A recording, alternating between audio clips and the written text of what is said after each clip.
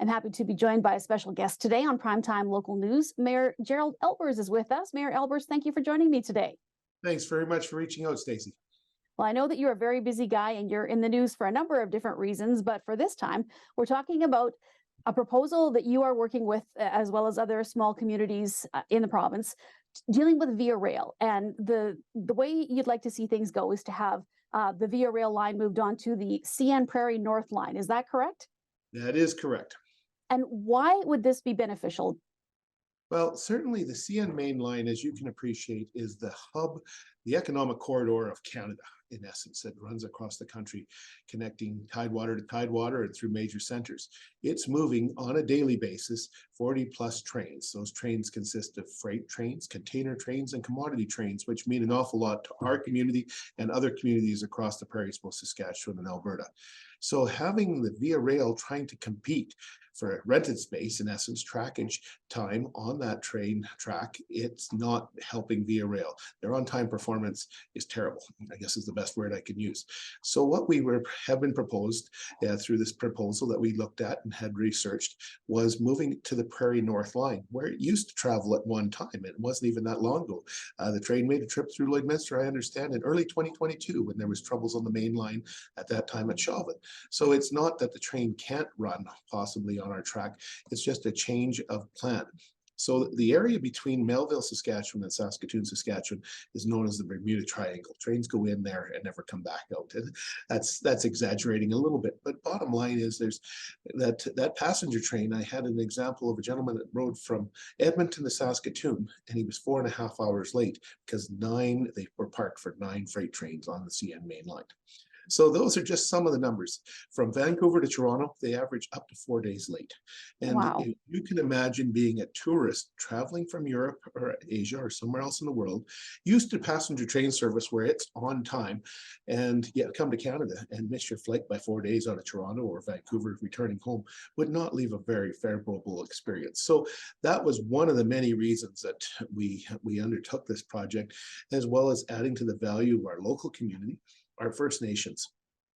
And there's multiple First Nations, 16 plus First Nations along the Prairie North line that would be able to access passenger service potentially, but also offer tourism opportunities. 1 in 3 Canadians visiting Canada, 1 in 3 foreign visitors to Canada want an Indigenous experience. And this would be able to grow tourism, truth and reconciliation, the economic reconciliation that we often talk about. This would help open doors for First Nations immensely. So what happens now, Mayor Aalbers? Do you have a lot of meetings that have to happen because of this, or is the proposal officially sent off, or where are you at with this now? Well, this proposal has been floated to the federal government. It's been sent on to Via Rail some time ago. And one of the pieces we were waiting for was to speak to the city of Saskatoon, because they're the most major urban center that would be potentially directly affected by the move from the CN main line to the Prairie North line. Prairie North line runs through Ormond, which is technically, I believe, 6 miles from city limit to city limit north of Saskatoon. But in the same token, we wanted to ensure the city of Saskatoon was aware, and we were hoping for their support. And they've taken it away from the council meeting, the GPC meeting they had, and have asked administration to seek out some more information, speak to their economic development folks, the tourism folks, which we appreciate, and we would hope they would gather that information. One of the challenges is that when you're that poor of on-time performance, tourism is not going to be that big draw, where we hope we can help enhance that tourism and convince the council that it is a great idea, support the idea in principle, and certainly assist us moving forward on speaking to the federal government, because it has been a little bit one-way conversation. We've reached out to the federal government. We haven't heard back from the federal minister yet, and we've made several attempts to try and bring this to his attention, as well as the Minister of Tourism. We often hear about that economic growth, but here's a tool we're providing via rail. One of the challenges is Via Rail is not a very common name that you hear in Western Canada, so we're trying to elevate it as well to give them some support. And again, same thing, Via Rail, we've chatted with them. It's been very brief chats and communication, and we're hoping that this will spur on a little further discussion.